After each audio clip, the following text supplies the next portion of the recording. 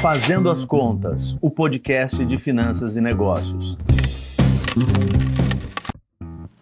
Olá, tudo bem? Eu me chamo Rodrigo Bastos Monteiro e hoje eu quero falar um pouquinho com você sobre a política fiscal. Por quê? Porque nós temos acompanhado recentemente uma alta muito forte do dólar, né, da taxa de câmbio, a troca de reais por dólares. Nós temos visto a taxa de juros se tornar artificial, a taxa Selic, né, a taxa definida pelo Copom para o pagamento dos títulos da dívida pública do Brasil. A gente tem visto ela se tornar cada vez mais artificial e tem uma explicação para isso, e essa explicação está na política fiscal. O que acontece? Desde o início desse século, aí a gente pode estabelecer desde os anos 2000, há uma coisa chamada tripé macroeconômico que o Brasil procura acompanhar, procura rezar e acompanhar. Para você entender, isso foi estabelecido lá no final do século passado ainda, no ano de 98, quando dizia que o Brasil ia adotar os sistemas de metas para a inflação, o sistema de câmbio flutuante, ou seja, o câmbio vai oscilar na medida em que as pessoas estiverem ofertando e comprando, né, dólares. Então a taxa de câmbio vai ser livremente pactuada no mercado interbancário e que haveria uma responsabilidade fiscal, ou seja, que o Brasil ia conseguir gastar menos do que arrecada, que haveria um certo controle dos gastos públicos, especialmente nos gastos que não fossem com o pagamento de juros, né? Os juros estão fora, mas os gastos com saúde, educação, com a máquina pública de maneira geral, esses gastos estão em controle. O Brasil fez muito bem esse controle já durante o governo Fernando Henrique, durante o governo Lula, durante o governo Dilma, no primeiro governo. No segundo governo, você já começa a ter no começo do segundo governo uma dificuldade muito grande por questões políticas e econômicas de ter o controle dos gastos, e a dívida pública já começa a aumentar a partir de 2015. Né? Você tinha antes uma dívida aproximadamente entre 50% e 55%. No final de 2019, ela já era de 78% do PIB, e atualmente a estimativa é que ela vai fechar 2020 por conta, inclusive, dos auxílios que foram proporcionados aí pelo governo durante 2020, no socorro às famílias em função da pandemia do coronavírus. Essa dívida vai chegar a 98%, as estimativas é que ela vai chegar a 98% do PIB brasileiro, do PIB. Então você vê um aumento muito forte, muito enfático, muito, muito grande, e aí você quebra uma das pernas do tripé macroeconômico, e essa perna é a perna da política fiscal, ou seja, o Brasil desde 2015 todos os anos vem acumulando déficits fiscais, ou seja, o Brasil arrecada impostos e diretamente com os gastos da máquina pública, os gastos constitucionais, os gastos de governo, os gastos com os poderes, enfim, os gastos de maneira geral, os gastos têm se tornado muito, muito, muito maiores do que a arrecadação. Isso tem feito com que o Brasil, para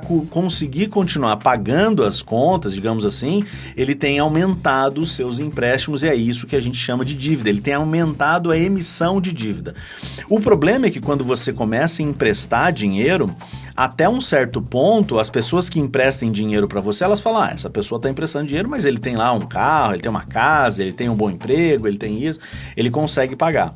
Mas se você começa a emprestar mais dinheiro do que a sua capacidade de pagamento, as pessoas vão começar a perceber, quem estiver te emprestando dinheiro vai começar a perceber que você está começando a ficar com mais risco, está começando a oferecer mais risco naquela operação. E é este o problema da política fiscal. Se o Brasil não cuida muito da política fiscal, se ele gasta mais do que arrecada, e repito, nós estamos, né? Teve um déficit no governo Dilma, depois três déficits no governo Temer, depois temos aí déficits no governo Bolsonaro. Então todos esses, de 2015 para cá, nós temos anos em que o Brasil gasta mais do que arrecada, e isso vem crescendo absurdamente. Os credores do Brasil já começam a ficar reticentes na hora de emprestar dinheiro para o Brasil, ou seja, na hora que o Brasil precisa emprestar mais dinheiro para fazer a dívida rolar, os credores já começam a ficar mais reticentes e eles começam a exigir mais juro para poder fazer este investimento. O Brasil tenta ter uma taxa Selic muito baixa, mas ele não está conseguindo. A taxa Selic, houve um descolamento já desde o momento desse déficit fiscal, né, dessa política fiscal desastrosa que nós estamos vendo aí nos últimos 6 anos. Você tem um aumento da taxa de juros real nas operações reais realizadas pelo Brasil e um descolamento da Selic, que seria a taxa definida pelo próprio governo, né? Então a Selic hoje não representa mais as operações que o Brasil faz em títulos públicos.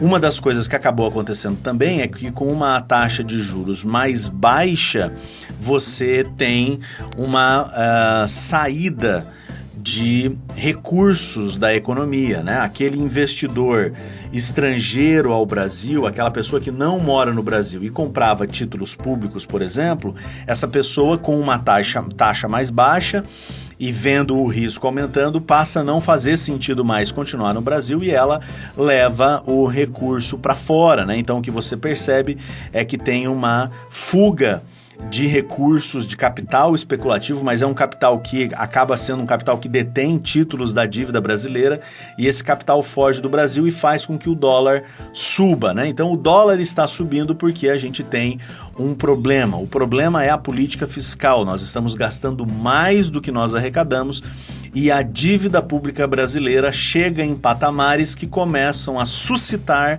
nos credores, nas pessoas que têm dinheiro, nos bancos, nas instituições financeiras do Brasil e do mundo, uma certa sensação de que há possibilidade do Brasil caminhar para uma insolubilidade, né? Para o Brasil ficar insolúvel, não ter condições de pagar a dívida que ele está contraindo. Claro que um país sempre vai conseguir pagar a sua dívida porque ele pode aumentar os impostos, o Brasil provavelmente vai aumentar os impostos nos próximos anos, e ele também pode acabar imprimindo mais dinheiro, mas isso tudo, essas duas coisas, elas não deixam de ter os efeitos colaterais que podem acabar piorando ainda mais a economia. Então, os credores começam a perceber que há um certo risco no Brasil, um risco porque o Brasil tem gastado muito mais do que ele arrecada, né? A gente tem uma dificuldade muito grande com a nossa política fiscal. Tudo bem? Isso é uma coisa que a gente tem que ficar olhando para os próximos anos, ficar atento. Se você tem investimentos, isso vai afetar. A taxa de juros brasileira deve aumentar e muito nos próximos 2-3 anos, ela deve chegar próximo a 7-8%, já a partir de 2022, quem sabe até antes, né? Dependendo dos rumos que a economia for tomar, e a gente também tem que ficar muito esperto com a inflação, né? Se a taxa de juros não aumentar, a gente provavelmente vai ver uma inflação um pouco mais alta, inclusive por conta do efeito que o dólar, que é a moeda norte-americana, a taxa de câmbio, tem na compra de insumos, equipamentos, máquinas, importações de todo tipo e as exportações também, que acabam sendo